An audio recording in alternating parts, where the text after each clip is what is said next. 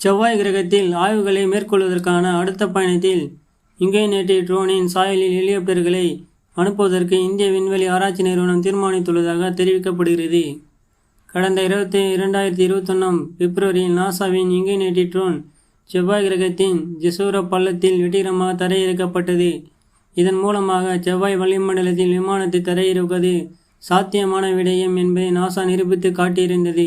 அதனைத் தொடர்ந்து இந்திய விண்வெளி ஆராய்ச்சி நிறுவனமும் தற்போது இன்கைனேட்டி ட்ரோனின் சாயலில் ஹெலிகாப்டர்களை செவ்வாய்க்கு அனுப்பும் முயற்சியில் தீவிரமாக இறங்கியுள்ளது.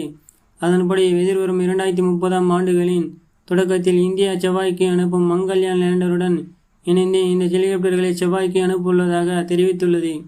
இந்நிலையில் கடந்த 2013ஆம் ஆண்டு நவம்பரில் செவ்வாய்க்கு ஏவப்பட்ட மங்கள்யான் விண்கலமானது 2014ஆம் ஆண்டு செப்டம்பரில் செவ்வாய் கிரகத்தின் சுற்றுப்பாதையில் நுழைந்தது.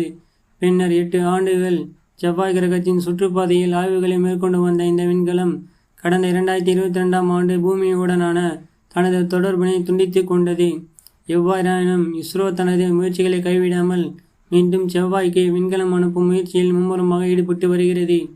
இப்போது விண்கலத்துடன் இணைந்ததாக ஹெலிகாப்டர் ஐயும் செவ்வாய்க்கு அனுப்பும் முயற்சி தீவிரமடைந்து வருகிறது.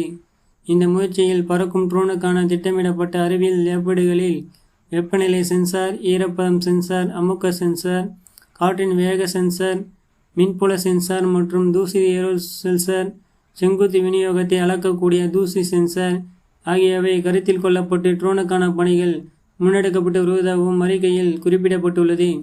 இதை தவிர செவ்வாய் கிரகத்தின் வளிமண்டலத்தை ஆராய்வதற்காக செவ்வாய் கிரகத்தின் மேற்பரப்பில் இருந்து 328 அடி வரை பறக்கும் திறன் கொண்டதாக இந்த ட்ரோன் உருவாக்கப்படுகின்றன என்பதும் குறிப்பிடத்தக்கது.